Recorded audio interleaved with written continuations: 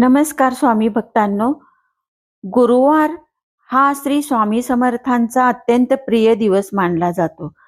या दिवशी श्रद्धेने आणि भक्तिभावाने केलेली साधना अनेक पटींनी फळ देते असे सांगितले जाते. पण तुम्हाला माहिती आहे का, गुरुवारी काही विशेष गोष्टी केल्यास स्वामींची कृपा अधिक वेगाने प्राप्त होऊ शकते. आजच्या या व्हिडिओमध्ये आपण अशाच 5 महत्त्वाच्या गोष्टी जाणून घेणार आहोत. त्यामुळे हा व्हिडिओ शेवटपर्यंत नक्की बघा. थांबा, गुरुवारी तुम्ही एक छोटी चूक तर करत नाही ना? ही चूक तुमच्या प्रगतीच्या आड येऊ शकते. आज आपण जाणून घेणार आहोत स्वामी समर्थांनी सांगितलेल्या काही महत्त्वाच्या गोष्टी. तर सुरुवात मित्रांनो, हा फक्त एक दिवस नाही तर स्वामी कृपा प्राप्त करण्याची एक सुवर्ण संधी आहे. पण या दिवशी नेमकं काय करावं? चला तर जाणून घेऊया. तुमच्या जीवनात अडचणी, चिंता, सतत अपयश येत असेल तर हा व्हिडिओ शेवटपर्यंत नक्की पहा, कारण आजचा स्वामी संदेश तुमचे विचार बदलू शकतो. अनेक भक्त सांगतात की गुरुवारी श्रद्धेने केलेले काही गोष्टीमुळे जीवनात सकारात्मक बदल झाले. त्या कोणत्या गोष्टी आहेत? चला पाहूया.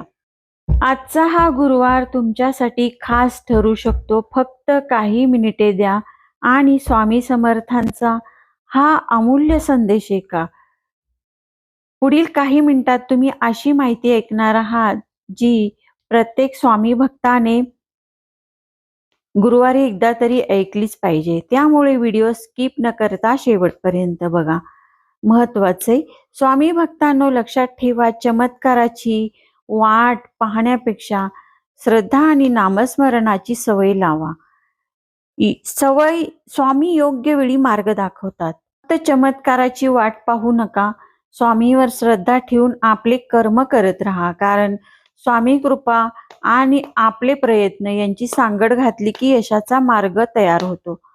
अनेक भक्तांचा अनुभव आहे की कठीण काळात त्यांनी स्वामींचे नामस्मरण केले आणि अचानक एखादा मार्ग सापडला, समस्या सुटली आणि योग्य व्यक्ती भेटली किंवा योग्य निर्णय घेण्याची बुद्धी मिळाली. याचा अर्थ असा नाही की जीवनात अडचणी येणार नाहीत, पण अडचणींना सामोरे जाण्याची ताकद नक्की मिळते.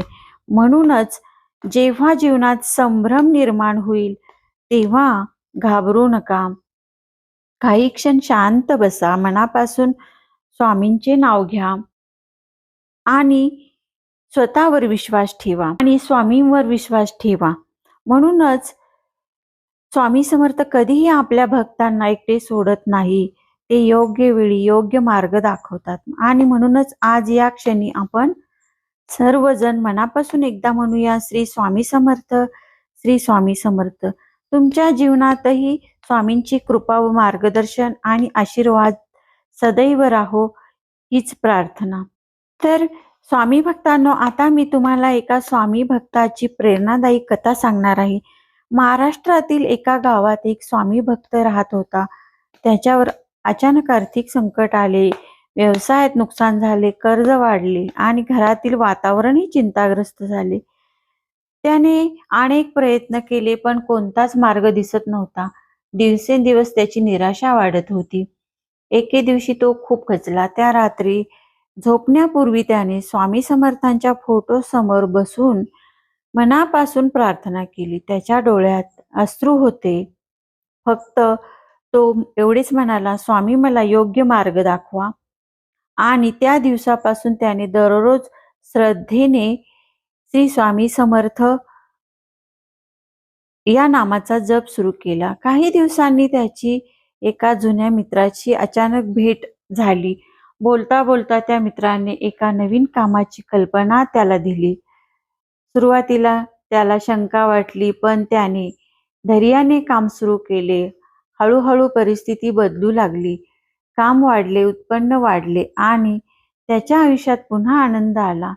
काही वर्षाने तो भक्त म्हणाला, माझी समस्या एका दिवसात सुटली नाही, पण स्वामींनी मला योग्य वेळी योग्य व्यक्ती भेटवली आणि मार्ग दाखवला. तर मित्रांनो, हीच तर स्वामींची कृपा असते. ते कधीही भक्ताला अडचणीत एकटे सोडत नाहीत. कधी एखाद्या व्यक्तीच्या रूपाने, कधी एखाद्या विचाराच्या रूपाने, तर कधी एखाद्या संधीच्या रूपाने ते मार्गदर्शन करत असतात. म्हणूनच परिस्थिती कितीही कठीण असली तरी विश्वास सोडू नका. स्वामींवर श्रद्धा ठेवा. नामस्मरण करत राहा, प्रयत्न करत राहा, कारण स्वामी समर्थ नेहमी सांगतात, भिवू नकोस, मी तुझ्या पाठीशी आहे. स्वामीवरील श्रद्धा आणि नामस्मरण तुमच्या जीवनातही सकारात्मक बदल घडो, हीच प्रार्थना. आता भेटूया पुढील भागात स्वामी समर्थांच्या आणखी एका प्रेरणादायी आणि हृदयस्पर्शी कथेसह. लक्षात ठेवा, स्वामींची कृपा कधीच उशीर करत नाही, ती योग्य वेळीच प्राप्त होते. पुढील भागासाठी भेटूया एका नवीन स्वामी अनुभवासह आणि भक्तिमय कथेसह. तोपर्यंत श्री स्वामी समर्थ, श्री स्वामी समर्थ.